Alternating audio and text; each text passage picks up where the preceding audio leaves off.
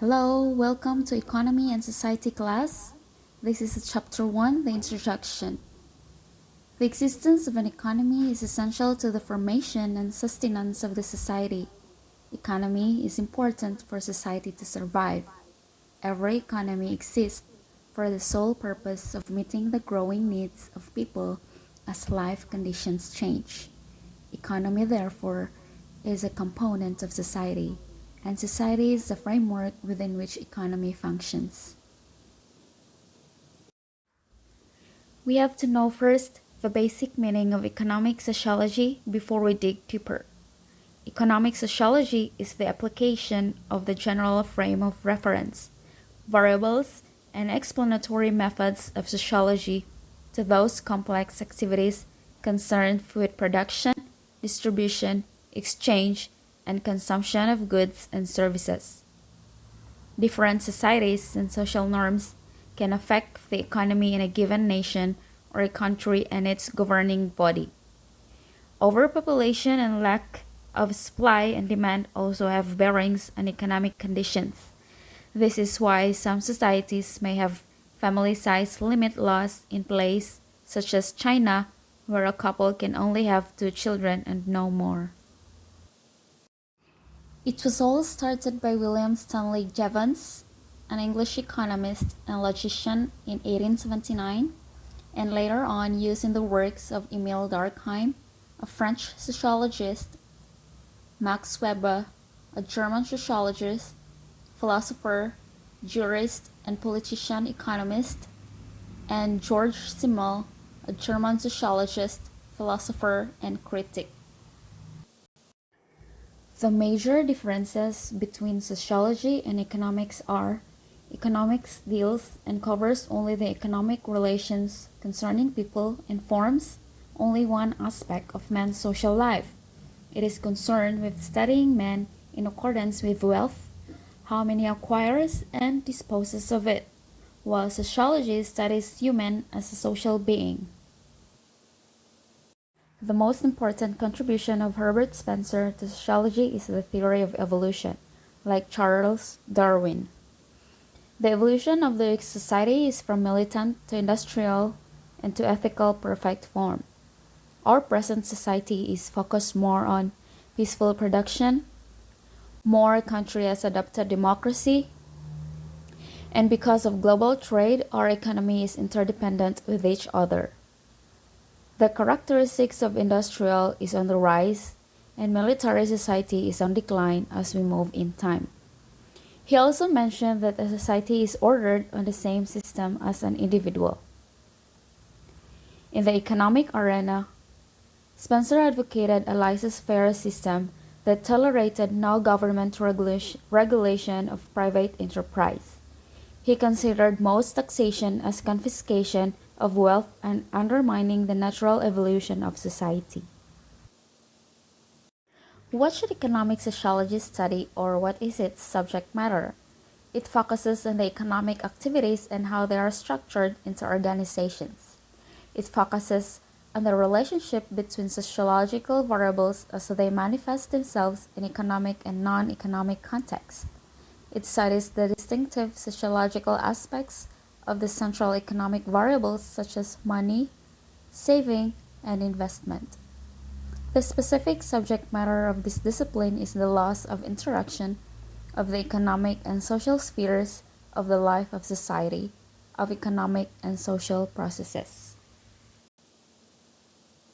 Also, the classical foundations of modern economic sociology arose as a new approach to the analysis of economic phenomena, emphasizing particularly the role of economic structures and institutions that play upon society. The relationship between law and economy stresses that markets are more efficient than courts. When possible, the legal systems according to the positive theory will force a transaction into the market. Through offering unique goods and services, entrepreneurs break away from tradition and reduce dependence on obsolete systems and technologies. The social organization of labor markets, terms as social networks or job referral networks, can help make labor markets become more efficient. Outside the firm, they help workers obtain employment after displacement and secure higher paying jobs. Economic sociology is the study of the social causes and effect of various economic phenomena. So therefore, the field can be broadened and divided into a classical period and a contemporary period. In ancient societies, the economy was largely based on land. The classical period was concerned particularly with modernity and its constituent aspects, such as rationalization, secularization, urbanization, social stratification, and so on. Modernity is the state of being current or up with the times. An example of something representing modernity is a smartphone. Weber's analysis of modern society centered on the concept of rationalization. Rationalization refers to the process by which modern society has increasingly become concerned with efficiency, achieving the maximum result with a minimum amount of effort, predictability, a desire to predict what will happen in the future, calculability, a concern with numerical data, statistics and scoring, and dehumanization, employing technology as a means of control human behavior. In urbanization, the population shift from rural areas to cities, often motivated by economic factors, while social stratification refers to a system by which a society ranks categories of people in hierarchy. In the United States, it is perfectly clear that some groups have greater status, power, and wealth than other groups. Secularization is the process by which a society moves away from religious framework or foundation known as disenchanted world. Here are the list of books that best explains the relationship between capitalism and modernity. Modernity and capitalism have over the decades been looked at from various angles. Many, however, agree that the two go hand in hand. Capitalism is a social system that bases its core principles on fundamentals such as individual rights when it comes to the political front. Legally, the system upholds objective laws and not a single man's authoritarian rule. Economically, capitalism is the mother of free markets, giving it a special place within the realms of economics since it doesn't limit a nation, a company, or an individual from amassing as much wealth as possible. All this can't, however, be possible without modernity. The relationship between the two social structures is complementary. Without modernity, challenge of production, distribution, and consumptions of goods and services would be nearly non-existent in a capitalistic world, a matter that would change the social system's overview and mode of operation. Marx's historical materialism would attempt to demonstrate how economic forces influence the structure of society on a fundamental level.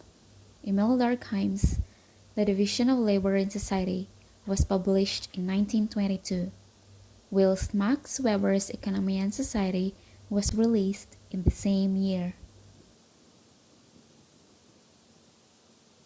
Main scholars of this period are Karl Marx, Emil Durkheim, and Max Weber.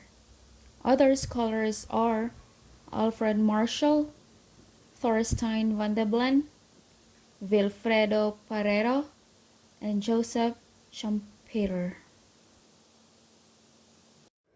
Contemporary economic sociology may include studies of all modern social aspects of economic phenomena. Economic sociology may thus be considered a field in the intersection of economics and sociology. Was consolidated by the 1985 work of Mark Grunfeder, titled Economic Action and Social Structure: The Problem of Embeddedness. How behavior and institutions are affected by social relations is one of the classic questions of social theory. Social network analysis has been the primary methodology for studying this phenomenon. Grunfeder's theory of the strength of weak ties and Ronald Barthes' concept of structural wholes are two best-known theoretical contributions of this field. Social network analysis explores modes and contents of exchanges between different agents when symbols, emotions, or goods and services get exchanged. Today, social networks analysis has become a cross-disciplinary subject with applications in diverse fields of social and economic life. Different network designs provide different opportunities to communicate, to receive information, and to create different structures of cultural capital. So therefore, social relationship is important in economy. Strong and weak ties are both relevant and important in your social networking interactions. They perform different functions in relationships, but they can extend your network far beyond your normal reach. Using and maintaining your socially weak ties can bring far-reaching benefits outside of your normal relationships. Are your Facebook relationships all strong ties? You'll probably find several sets of weak ties in your social networks once you start to look. Do you connect with them? Do you watch their activity feeds? Do they look at your feeds to keep in touch? These are the main scholars. Fred L. Bloch, an American sociologist and research professor of sociology at the University of California, Davis. James Samuel Coleman was an American sociologist, theorist, and empirical researcher based chiefly at the University of Chicago. Mark Sanford Granovetter is an American sociologist and professor at Stanford University. Harrison Collier White is the Emeritus Giddings Professor of Sociology at Columbia University. Paul Joseph DiMaggio is an American educator and professor of sociology at New York University since 2015. Yuval Patani is an American sociologist, formerly the dean of the Yale School of Management. He is currently an executive at Apple Incorporated. Richard Swedberg is a Swedish sociologist since 2002. He works at the Department of Sociology at Cornell University. And lastly, Viviana Zalaza is a sociologist and the Lloyd Cotson 50 Professor of Sociology at Princeton University, and others. In contrast to the opposition of Marx, Weber argues that ideology can play a key role in influencing and changing the economy of a society. Unlike Marx, he didn't see the idea system of religion as opium of a society. Weber's analysis contrasts Marx. Marx considers religion to be a dependent variable and the economy an independent variable, whereas Weber argues that religion could be an independent variable that could cause changes in other social structures, including the economy. In one of his major works in sociology, Max Weber tried to trace the impact of Protestant religion on the spirit of capitalism. He says the major explanatory variable for the emergence of capitalism in the West was the set of religious ideas created by the religious revolutions in the 16th century. He alleges that he found out those who are technical and commercial owners and the leaders of the economic system are overwhelmingly Protestants. Their religion was the main motivational factor for these people to choose those occupations. But other religious systems failed to produce ideas systems that encourage people to those occupations. He then came up with certain values that are associated with Protestant religion and that are so important to capitalistic economic development. Acquisition rationality means learning how to be sensible and is able to make decisions based on intelligent thinking rather than on emotion. Behavioral finance aims to explain why people make the money choices that they do. It combines economic with psychology, particularly cognitive reasoning, to identify the mental shortcuts that people use to make decisions about how to spend, save, and invest their money.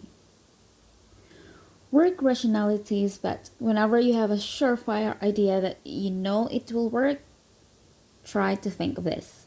Think of a reason it won't. Individualism and competition, which means that whenever you are alone, you tend to be more competitive. Thank you so much for your time. If you have any questions, don't forget to email me.